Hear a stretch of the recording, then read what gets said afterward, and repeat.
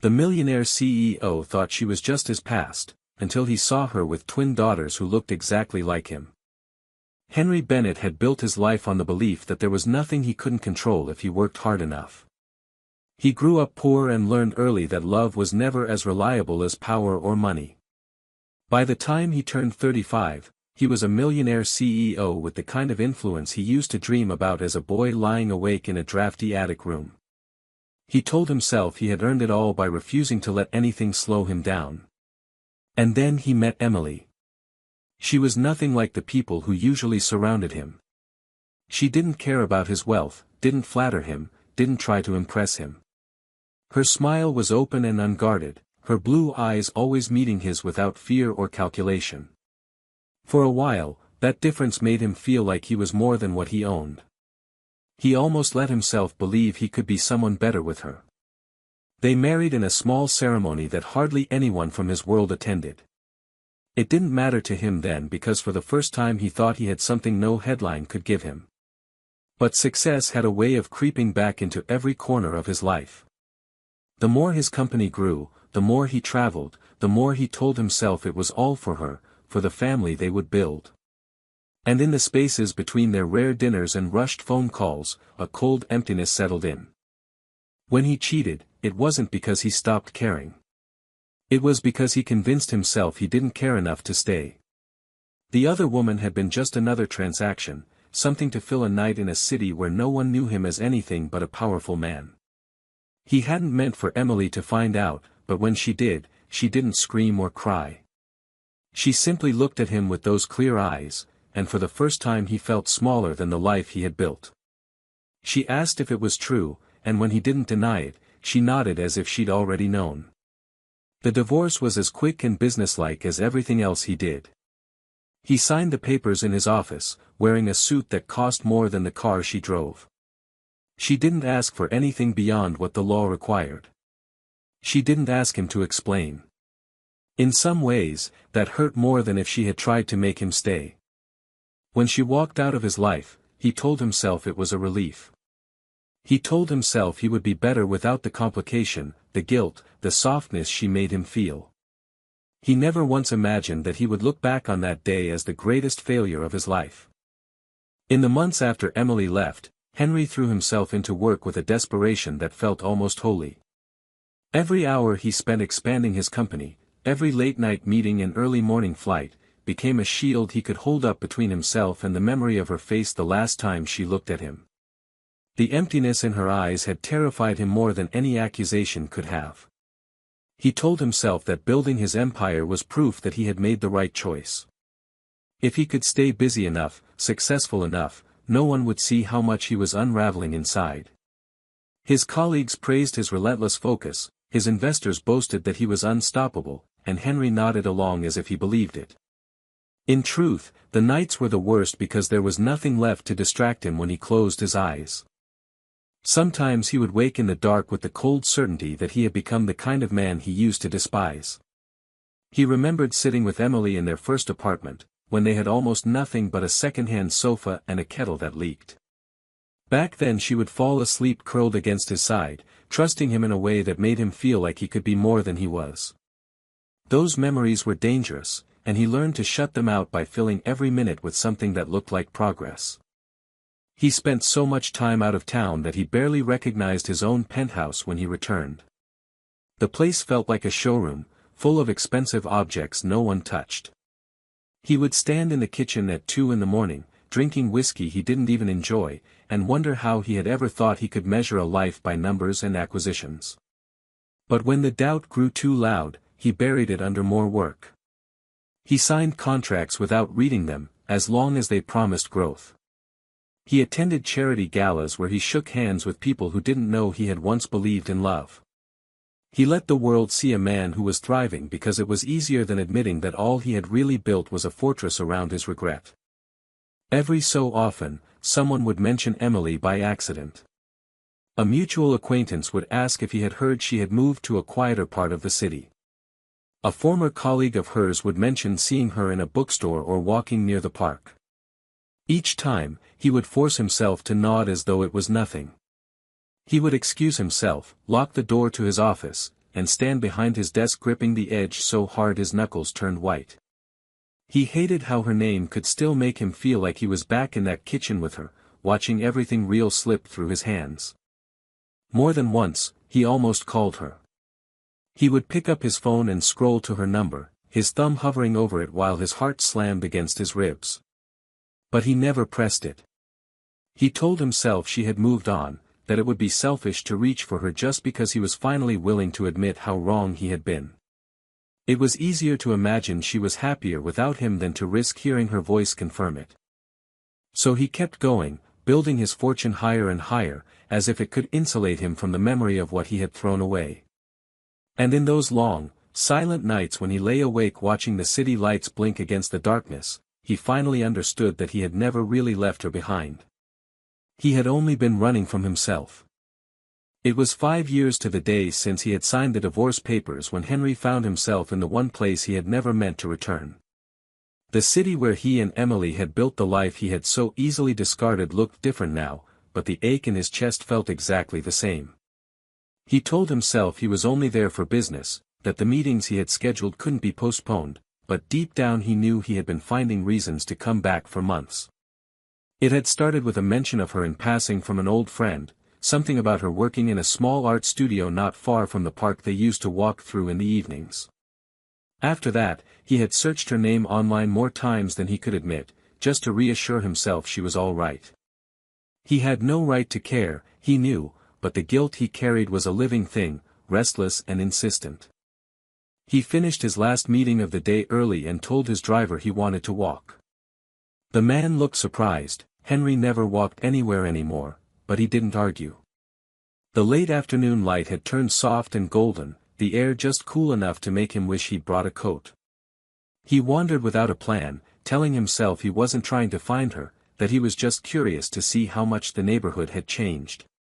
But every street he turned down was one he remembered, and every block held some memory he had tried for years to forget. He passed the little cafe where they used to have breakfast on Sundays, the flower shop where he bought her daisies the first time he apologized for working too late.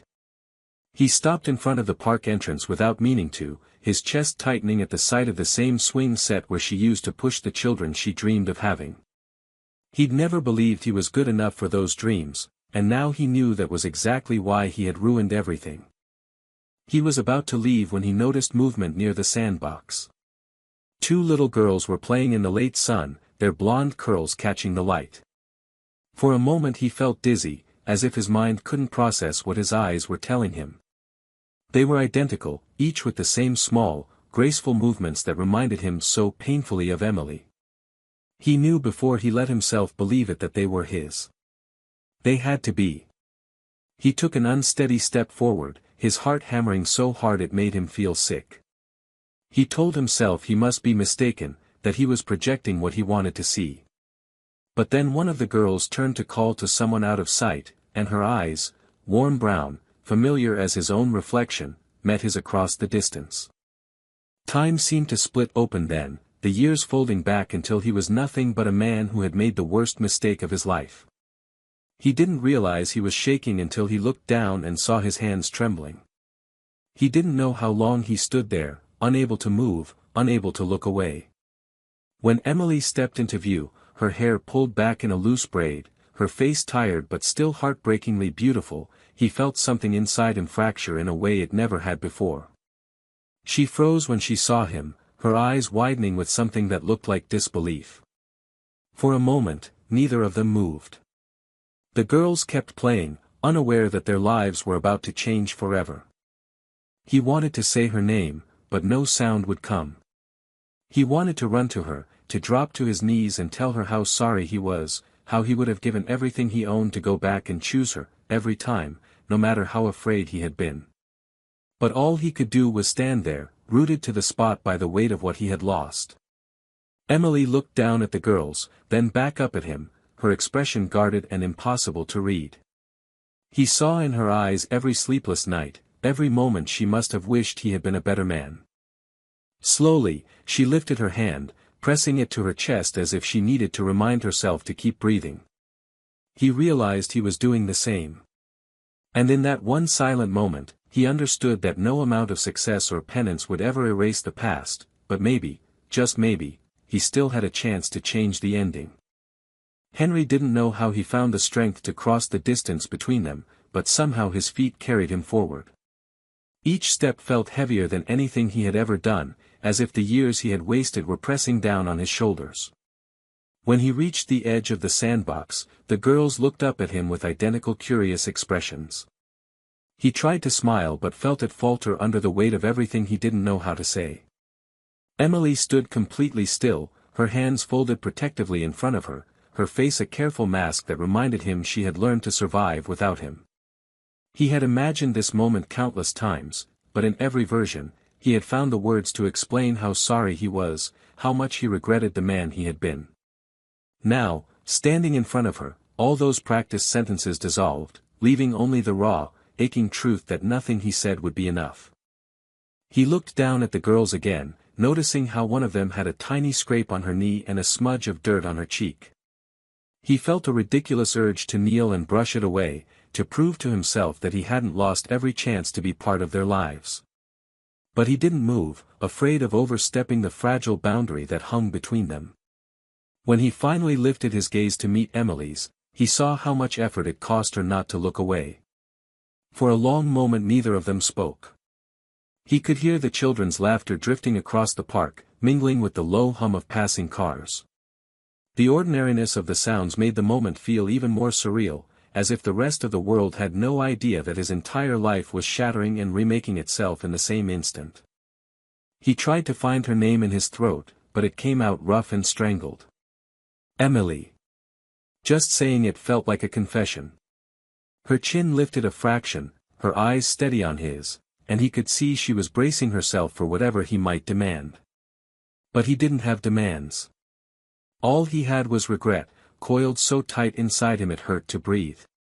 He forced himself to keep going. I didn't know about them. His voice cracked, and he didn't care. I didn't know you were alone. He watched her expression flicker, a tremor in the careful composure she wore like armor. The girls looked from one of them to the other, sensing that something important was happening. One of them, the one with brown eyes, took a small step closer to Emily, reaching for her hand. The other stayed where she was, studying Henry with solemn curiosity. Emily's lips parted, but for a moment no sound came. When she spoke, her voice was so low he had to lean forward to hear her. You left. You chose to leave. She wasn't accusing him, not really. It was just a fact, spoken plainly, and that made it worse.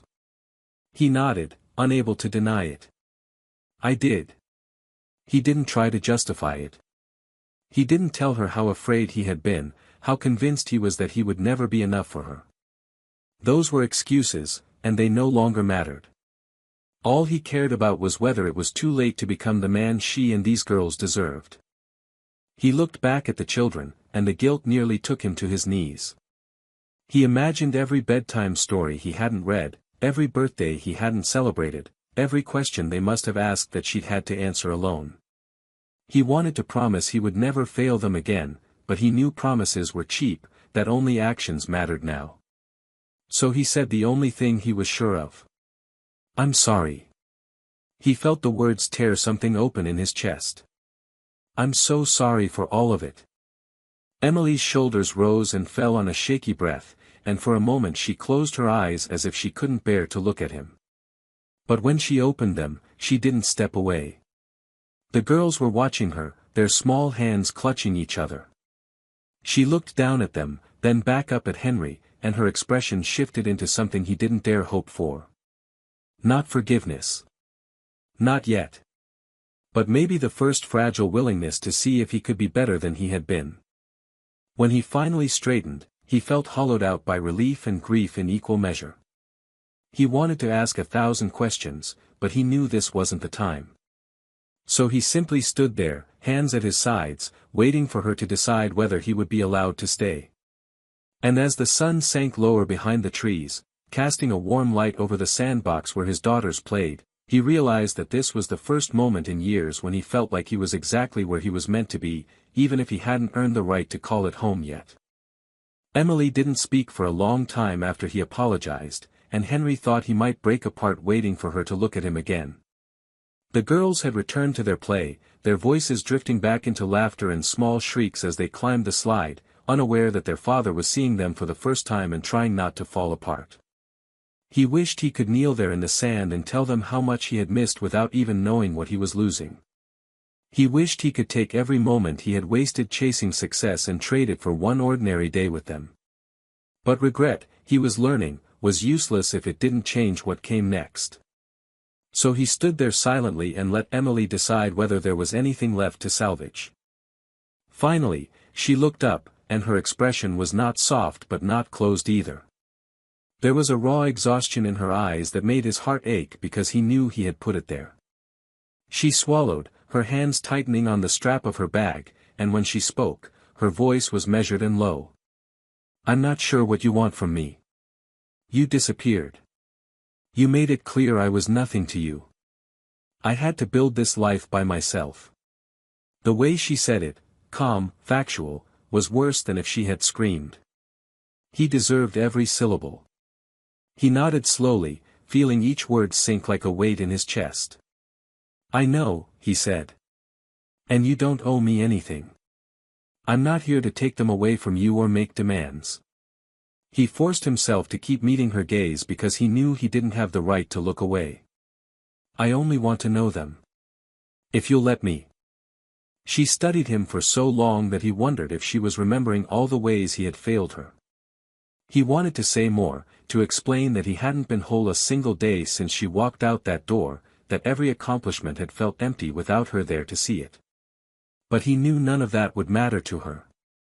She had learned to survive without him, and she didn't need his guilt to make her life harder now. One of the girls slipped and fell in the sand, letting out a small cry. Before Emily could move, Henry took a step forward on instinct. The little girl looked up, her mouth trembling, and for a heartbeat she seemed unsure whether she was allowed to let him near. He crouched down and held out his hand, and after a moment she reached for him, her small fingers wrapping around his thumb. He felt something in him crack open at the warmth of her touch. She was real. She was his. And he had missed everything. Emily came to kneel beside them, brushing the sand gently from her daughter's cheek. The girl calmed almost at once under her mother's hand, but she didn't let go of Henry's thumb, and when she looked up at him with her big brown eyes, he knew he would never be able to walk away again. He swallowed the ache in his throat and looked at Emily, who was watching him with something cautious and almost unbearably sad. "I don't expect you to forgive me," he said quietly. "And I don't expect them to understand who I am right away. But I'm here now. I want to help however I can." She exhaled shakily and straightened up, lifting her daughter into her arms. The other twin came running over, wrapping herself around Emily's leg, and for a moment he thought she would turn and walk away without another word. But then she spoke, her voice softer than it had been all afternoon. "We're at the playground most evenings after I finish work. If you really want to be here, that's where you can find us." She didn't look at him as she said it, but she didn't pull the girls away either. He realized that was the most she could offer him right now, and it was more than he deserved. "Thank you," he managed, and the words felt small and inadequate, but they were all he had. She nodded once, her mouth tightening as if she was fighting to keep her composure, and turned to gather the girls' things. He watched them walk away down the path, one daughter on her hip, the other clinging to her hand, and felt the enormity of what he had almost lost. For a long time after they disappeared around the corner, he stayed where he was, kneeling in the sand with his palms still warm from his daughter's touch. And as the sun dropped lower behind the trees, he knew he would come back the next day and the day after that, no matter how long it took for them to believe he meant it. The next evening Henry arrived at the playground before they did. He sat on the same bench where he had first seen them and tried to steady the restless energy humming under his skin.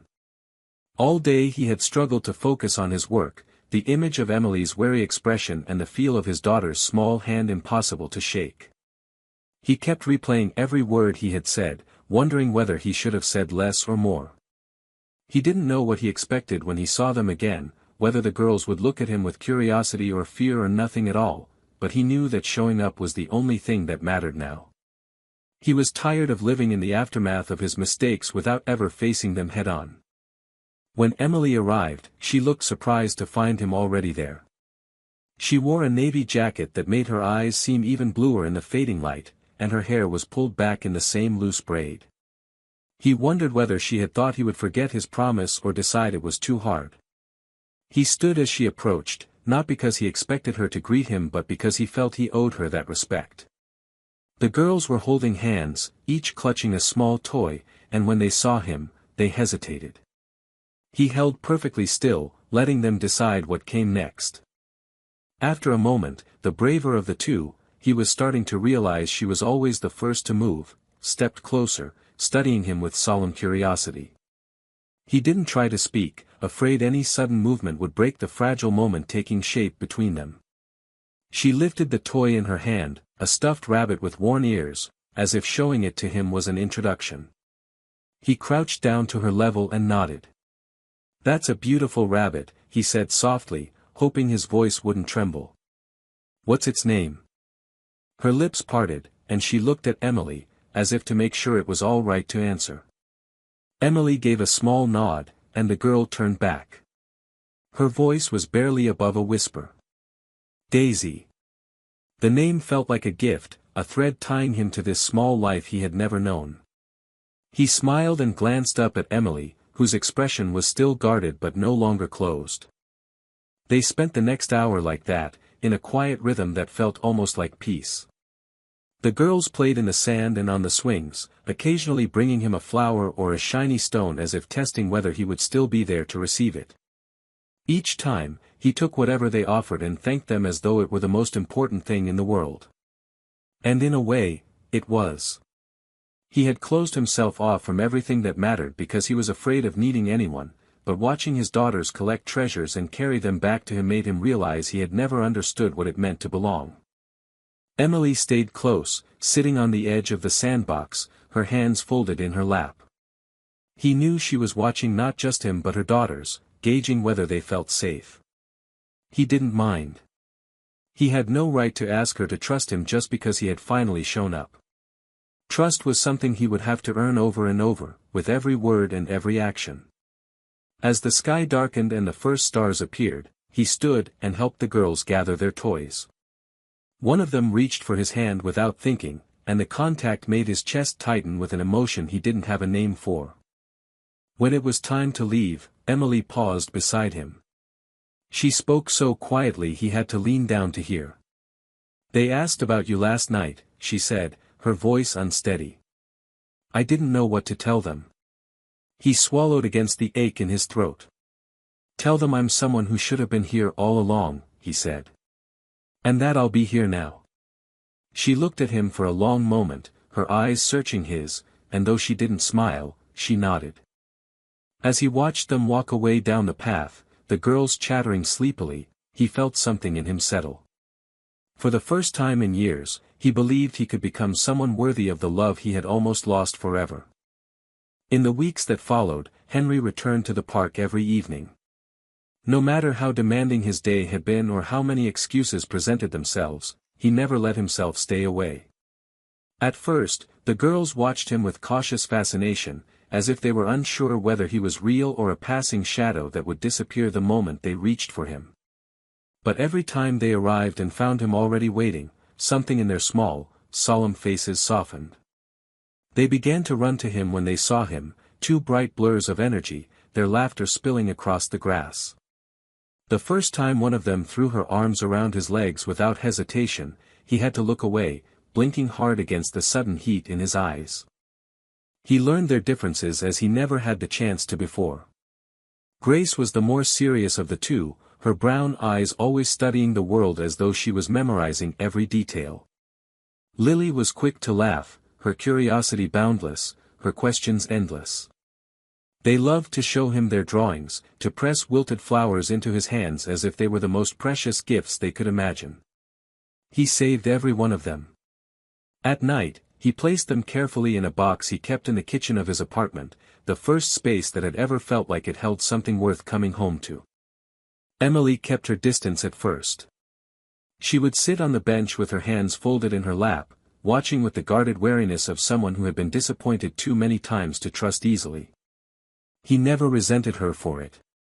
He understood that his presence was as confusing for her as it was for the girls. He was the man who had vanished when she needed him most. No amount of gentle words could change that truth. So he didn't push. He didn't ask for more than she could give. He simply kept showing up, offering what small steadiness he could, proving through repetition that he wouldn't vanish again. Sometimes, when the girls were busy chasing each other across the playground, Emily would stand beside him and ask about his day, her voice quiet and neutral. He never lied. He told her about the meetings and the long hours and the strange emptiness that used to fill him even when everything looked perfect from the outside. He told her that nothing he had built had ever felt as important as these evenings spent watching their daughters grow. Once, she looked at him for a long time before she spoke, her voice so low he almost didn't hear her. "You could have had this all along, Henry. You just had to stay." He knew she wasn't trying to hurt him, but the words lodged under his ribs like a blade because she was right. He nodded without defending himself because he had finally learned that explanations were just another way to avoid the truth. Over time, she began to share more with him. She told him about the nights she had rocked the girls to sleep alone, about the days she wondered whether he ever thought of them, about the ache of trying to be enough for two small lives when she barely felt enough for herself. Listening to her, he realized that all the years he spent pretending he didn't care hadn't spared anyone pain. It had only deepened the wounds he was finally learning to see. One evening, as the sky deepened into twilight and the girls curled up in his lap with their stuffed toys, Emily sat beside him on the bench without leaving space between them. She didn't look at him, but her shoulder brushed his, and in that small touch was the first fragile hint of forgiveness. They sat together in the quiet, the girls breathing softly against his chest, and for the first time, he allowed himself to imagine a future that wasn't defined by regret but by the simple, steady act of showing up. He knew that he couldn't erase the past or undo the choices that had driven them apart. But as he smoothed the hair from Grace's forehead and felt Lily's small hand clutch the fabric of his jacket, he thought that maybe, if he was patient and honest and willing to keep proving himself, there was still time to build something real. And as Emily finally looked at him with eyes that held more than just old hurt, he understood that this quiet, imperfect moment, was the beginning he had been too afraid to believe he deserved. The night Henry first stepped through the doorway of Emily's home felt heavier with meaning than any boardroom he had ever walked into. She hadn't invited him inside until that evening, weeks after their cautious routines in the park had settled into something that felt almost like a fragile truce. When she finally looked at him at the end of a long day and said softly that he could come in for a while, he understood it was not just an invitation but a test. A test to see if he could respect the life she had built without him, if he could learn how to be part of it without demanding more than she was ready to give. He wiped his hands on his coat and followed her up the narrow stairwell, his heart beating so hard he felt almost dizzy. The girls bounded ahead of them, giggling as they each tried to be the first to reach the door. Watching them, he felt that old familiar ache, a mixture of longing and regret, but beneath it there was something steadier now, a quiet determination not to let himself run from the hard parts anymore. He waited while Emily unlocked the door and stepped aside to let the girls in, and then he stood on the threshold, just for a moment, letting himself understand the gravity of what it meant to be here. To finally be showing up. Inside, the apartment was small but warm, full of signs that this was a place where love had grown even in the absence of security. There were drawings taped to the refrigerator, shelves lined with picture books, a little basket of mismatched socks near the door. It struck him how many of these details he would have missed forever if he had let his pride keep him away. He crouched down to help Grace and Lily untangle themselves from their jackets, and when Grace leaned against his shoulder without hesitation, he felt his throat tighten. She didn't need to say she was starting to trust him. He could feel it in the quiet way she settled her small body against his side, the way her hair smelled faintly of soap and warm air. Emily disappeared into the kitchen, and he heard the soft clink of mugs as she set about making tea. He didn't follow her. Instead, He stayed where he was, sitting cross-legged on the living room rug while the girls showed him their favorite toys. Lily produced a ragged teddy bear missing one button eye and placed it solemnly in his lap as if granting him a privilege. Grace brought over a small stack of picture books and announced that he should read them all. He didn't argue. He simply opened the first book and began to read in a low voice, feeling their warm weight as they pressed in closer on either side. After a while, Emily returned with a mug of tea she set on the coffee table near his knee. She sat in the old armchair across from him and watched, and he was aware of her gaze but didn't look up. He wanted her to see that he wasn't here to perform or impress her. He was here because this ordinary evening, this quiet room, was more precious to him than any success he'd ever claimed. Grace and Lily leaned against him, listening to the story, and he read every word with the same reverence he once reserved for company reports and negotiations. When the stories were finished, and the girls had grown heavy with sleep, Emily stood and nodded toward their bedroom. He understood what she was asking without words, and his hands were gentle as he lifted Grace first, then Lily, and carried them one by one into the small bedroom with pale curtains and two little beds side by side. He settled them under their blankets and smoothed their hair back, pausing to look at the way their faces relaxed in sleep. In that moment, he felt the enormity of everything he had lost and the quiet, determined gratitude that he was being given a chance, however small, to be part of their future. When he returned to the living room, Emily hadn't moved from her chair. The lamplight caught in her hair, turning the strands to gold, and he thought she looked as tired as he felt. He sat back down on the rug, not trusting himself to speak yet. For a long time, they didn't say anything. They just shared the silence, and he felt the truth of it settle around them like something honest and necessary. Finally, she spoke, her voice raw in a way that made him ache. "I don't know if I'll ever be able to forgive you completely. But I see that you're trying. And the girls, they deserve to know you." He swallowed, feeling something loosen in his chest that had been locked tight for years. "I don't expect forgiveness," he said quietly. "But I'm not going to leave again." She nodded, and though her eyes were wet, she didn't look away. He thought of all the ways he had failed her and all the ways he would spend the rest of his life trying to be better. And in that quiet, ordinary room with the faint sound of his daughters breathing down the hall, he understood that redemption didn't arrive in a single moment. It was something you built day after day, by staying, by listening, by refusing to run from the hardest parts. He didn't know what the future would look like, but as Emily reached for her tea and let her fingers brush his hand without pulling away, he believed for the first time that he could learn how to be the man they deserved. And that, more than any fortune he had ever earned, was the beginning of something worth everything. I think the ending of this story is powerful because it doesn't pretend that forgiveness is simple or that love automatically erases the past. It shows how real healing takes patience, humility, and a willingness to sit in discomfort instead of running from it. Henry's transformation feels genuine because he doesn't show up expecting absolution, he shows up because he finally understands that showing up is the only thing that matters. The way Emily allows him small steps back into their lives rings true. She doesn't immediately trust him, and she shouldn't. But she leaves the door open, and sometimes that is the bravest thing a person can do after being hurt so deeply. The most moving part, to me, is the quiet intimacy of the ending. Not some big reunion with declarations of love, but two people sitting in the same room, sharing a moment of honesty while their children sleep nearby. It's an ending that feels earned because it is uncertain, hopeful, and real. I love that it reminds us redemption isn't about dramatic gestures, it's about choosing, again and again, to stay present and do the work. And that sometimes, that's the only proof of love that really matters.